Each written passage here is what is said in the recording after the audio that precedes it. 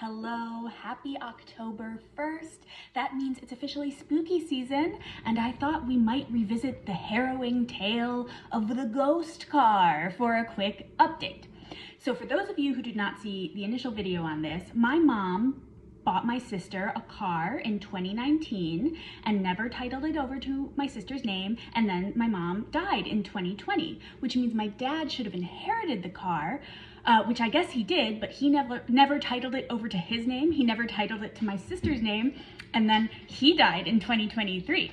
So as the executor of my dad's estate and trustee of his living trust, I went to the Illinois DMV because my mom bought this car in Illinois and was able to get it titled into the estate of my mom's name. They were not able to title it over to my name or to my sister's name, even though we had the proof that we were the heirs, because neither of us currently live in Illinois.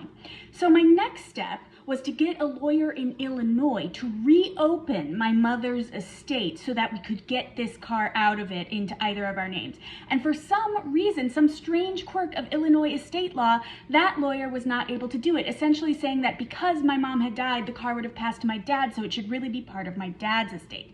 So I went back to a lawyer in Florida. The one I had been using had retired. So I went back to a lawyer in Florida from the same firm and said, hey, here's the deal. Here's the documentation from this Illinois estate lawyer.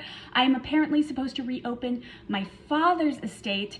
And they had lawyers there at that firm look it over, and they insist that it has to be reopened in Illinois, in my mom's estate. So I have lawyers in Illinois saying it has to be opened in Florida. I have lawyers in Florida saying it has to be opened in Illinois.